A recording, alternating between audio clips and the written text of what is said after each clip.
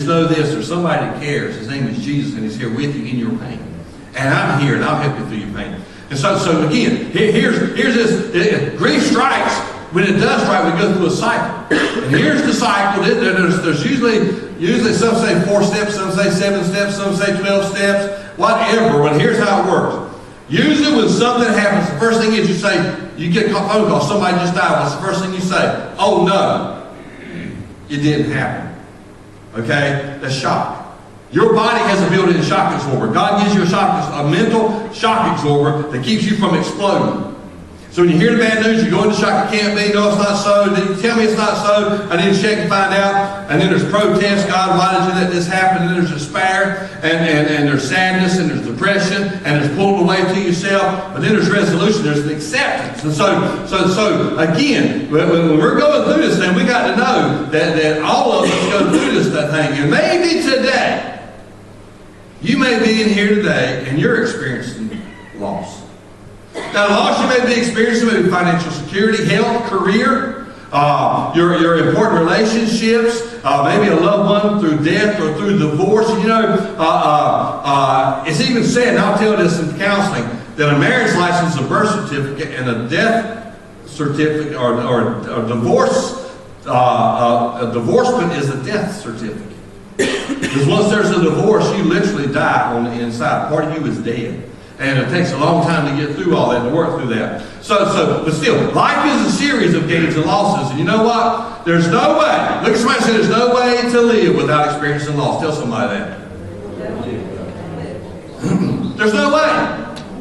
But let me tell you, there's no way to live victoriously without experiencing loss. And there's no way to live victoriously without learning to handle the loss and learning how to deal with the grief.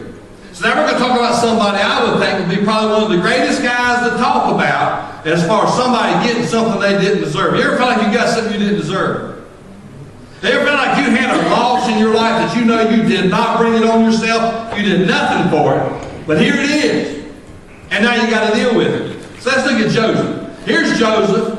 Joseph, he's one of the 12 sons of Jacob and of Israel. And he actually, God has showed him that he's going to use him mightily. He doesn't quite understand. He's still a young boy. And I have to admit, he probably laid it on thick. Guess what? God showed me that all the corn's going to bow down to me, and all the people are going to bow down to me. And his brothers already hated him because he was the favorite son. And so he winds up getting thrown first. They were going to kill him. But instead of killing him, they take him and they sell him as a slave. As a slave, he winds up going to Potiphar's house. Let me just go a little further in this thing here. Let's look at Joseph. How he learned how to deal with loss. What did he lose?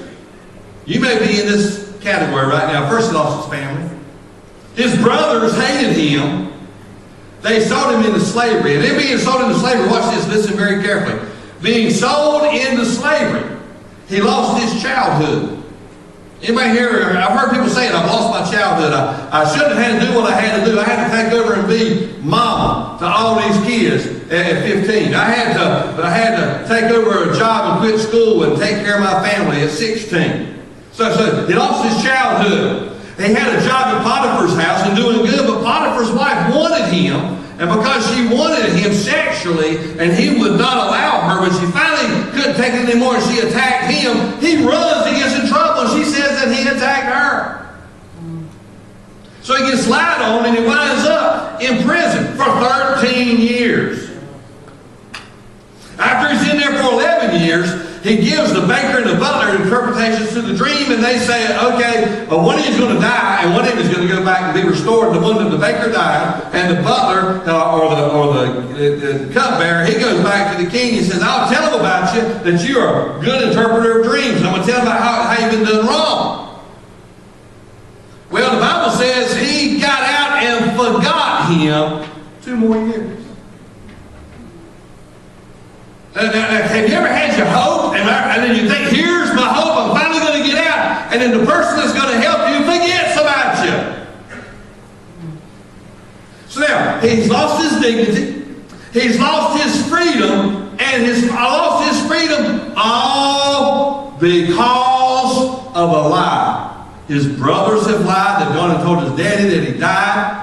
They sold him into slavery. His Potiphar's wife lied on him, and now he's in prison. And even in prison, they said, I'm going to tell the king about you as soon as I get out. And maybe it wasn't an intentional lie, but still, he forgot him. So all this is going on in his life. This is some heavy-duty stuff. Let me ask you, how would you feel if that was you? And it may be you right now. And so here's how he learned to deal with loss. How do you think he felt? During all this, you think he was angry at his brothers? Do you think he was angry at God? Do you think he was lonely for his family? I'm pretty sure that a little bit of all this happened in his life. Because remember, when you first start dealing with it, it hurts, and you've got to learn how to deal with it. And resolution is at the end of the grievance cycle when you learn how to handle it. So now, can you imagine the pain and the loneliness that he spent? He spent some of the best years of his life locked up for life. Some of y'all in here are walking, you're driving, you go to work every day, but you're locked up, and it may be the same reason for life.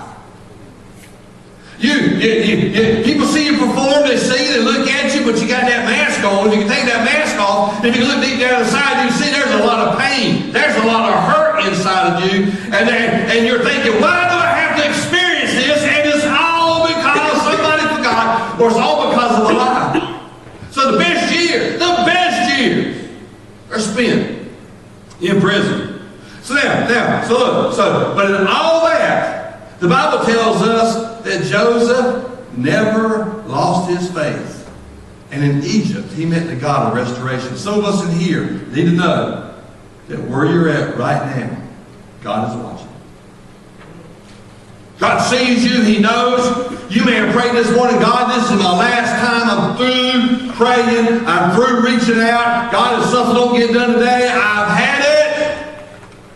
Let me tell you something. Our God is a God of restoration. That word restore means to bring something back into existence or effect. It means literally to bring something back to the former or original condition, to put in a former place or position, or to reinstate and to return. Here's some. I love these scriptures. And I should have made you some so I could give them to you out the door. Psalm 23:3 says, He restores my soul. In the valley, He restores my soul. Jeremiah 30:17, but I will restore you to health and heal your wounds. And Genesis chapter 2 and 2, the Lord will restore the splinter, or not 2 and 2, 42 and 2, will restore the splinter of Jacob like the splinter of Israel. Through destroyers have I laid them waste and ruined their lives. Jesus said, I came to seek and to save those who were lost, those that were hurt, those that were burdened down, those that were lied on, those that were cheated on, those that have got something on them carrying a weight that somebody else should be carrying. We are taught to restore those who are fallen, Galatians 6:1 and 2. Let the strong bear the infirmity of the weak. God promises to make all things new. Now, watch this now. The blessings of